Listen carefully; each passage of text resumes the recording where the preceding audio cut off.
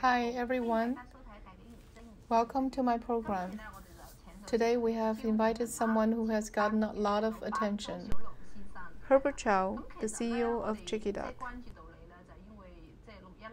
We have heard of you because you have put the Lady Liberty Hong Kong on June the 16th in your store.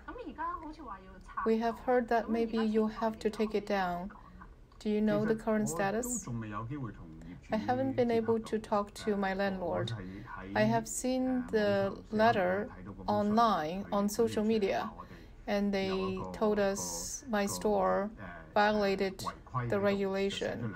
And 2 points they listed. The first one was that they used the word first class. I think that I have to talk to them in person. Is the violation really due to a first class, a subjective judgment? I think the Lady Liberty looks very nice, but I haven't had the opportunity to talk to them. The other one is about the PPEL license, which is about a license for exhibit, but we're not doing an exhibit and we're not really collecting money. It's just a display. So after I saw the letter online, I had the opportunity to reach out to the landlord over the phone. I asked him, why did you post this letter on social media first and didn't give it to me? And they said, we sent it to you. And I said I didn't receive it, so they sent it to me again. And when I saw the timing, I realized that probably at the earliest timing, they asked the PR company to post the letter on the social media. They had to prove to whoever giving them pressure that they have acted. And I think that in-person meeting to clarify two things, but I haven't been able to make an appointment. Either they said that no conference room, or they said that they didn't have all the colleagues there. I feel like as I understand that the landlord wanted to show the external world that they're doing something, and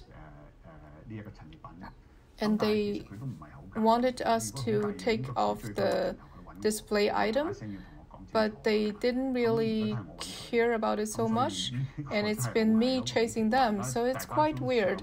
Now both sides want to make an appointment, so we made an appointment for tomorrow, and after our talk then we can know more. It was a coincidence for June the 16th. I didn't think it so through and planned deliberately on that day. I planned for it as a display for Father's Day. This year's Father's Day, in the past we have had flowers for Mother's Day, but this year's Father's Day, I thought we might as well promote democracy, maybe something with more interactions.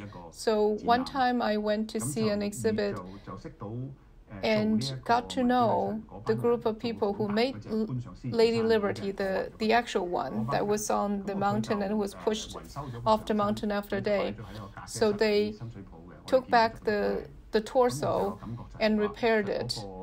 And one of the artists explained to me the whole process, how they made the sculpture, they carried it to the Lion Rock, and it was a lot of work. And after it was sabotaged, they took it back and repaired part of it. So I was very touched, and I made a suggestion. I said, well, the sculpture is too big. It was really very big, even the head was so big.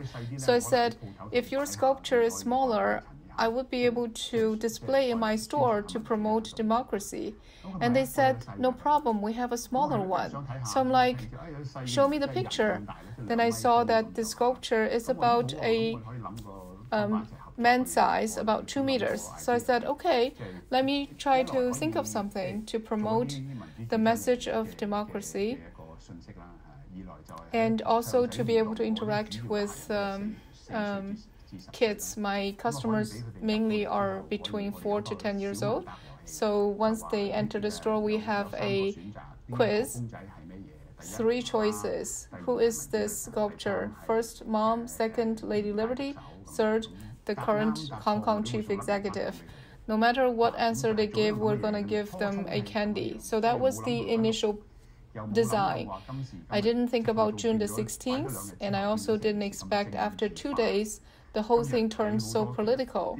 Today I saw on many social media, even the former chief executive called my name out and said, does he have stores in mainland China? I feel like this some messages, threatening messages. I feel I am only an ordinary citizen. Why would my name be called out by you? You are the vice chairman in the National People's Congress, and I feel that I've upgraded after being named. I've also seen Global Times called out your name, saying that you have made enough money in mainland and now you're calling for Hong Kong independence. I've seen this too, and initially I was very surprised, but then later on I thought about it and I thought, why would a mainland newspaper involve Hong Kong affairs and so strongly change the facts? The report was about me advocating Hong Kong independence. My initial idea was only a Father's Day promotion. Why would a mainland China newspaper take this thing out of context and label it as Hong Kong independence? But the Global Times usually likes to lump together people who are pro-democracy, but either for Hong Kong independence or against Hong Kong independence altogether as Hong Kong independence. I feel Global Times, I think this organization, it is trying to divide Hong Kongers and mainlanders. And it's trying to subvert state power. And I feel that, unfortunately, if in such a rush, national security law is passed, I hope the Hong Kong government can sue Global Times, because Global Times subverts state power. I feel that it's really sabotaging the emotions of 1.4 billion people. They just want to label everything Hong Kong independence. Did you expect such impact? No, I really didn't. I talked about this with my PR company about this promotion. It was for the weekend of the Father's Day. Of course, I know that the sculpture has a political meaning to some degree, but I did not expect those who are against it made it such a big deal. Did you regret? No. I feel the objections have encouraged a lot of people to visit my store. This particular store used to rank about 9 or 10 among my total 13 stores. Now, the businesses these days, now the store is ranked number 1. Skyrocketed, yes. So I feel this thing as a tenant, our responsibility to the landlord is to try our best to drive traffic into the store, to make money, to make our location popular among customers. I think that with this promotion, I have fulfilled my responsibility. I would like to introduce Herbert Chow, because a lot of people may not know you, but if it's local Hong Kongers, as a mom, we all know Chickeeduck children's clothing. It's a pretty big chain store. If we talk about the number of stores, we are probably among the top 1 or 2. We have 13 total. We closed 2 recently. So now we have 13 stores, including 2 in Macau. We have 30 years of history. It's been 20 years since I bought the company. The founder, a Japanese, he retired, and I bought the company from him. I have been running the company for over 20 years. I also recall that you had marketing experience in G2000 and Adversary. So you are pretty familiar with the Hong Kong business world. I also would like to ask, this time a lot of businessmen are supporting the Hong Kong national security law. How come you are against the tide? You displayed a Lady Liberty in your store? Don't you worry about being persecuted?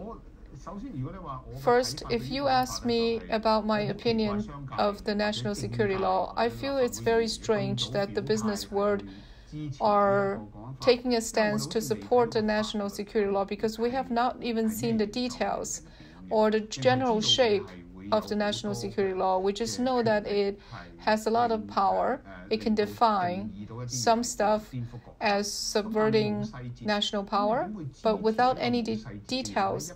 How could we support something without details? That's common sense. Before we even know the details, there's no reason to support it. So as a small businessman, I think this is beyond common sense. Those pro-CCP politicians, it's like supporting a soccer team. Just because the CCP leaders said so, they just supported the soccer team without even knowing who's on the team. So I feel like today's Hong Kong, these people are behaving beyond common sense.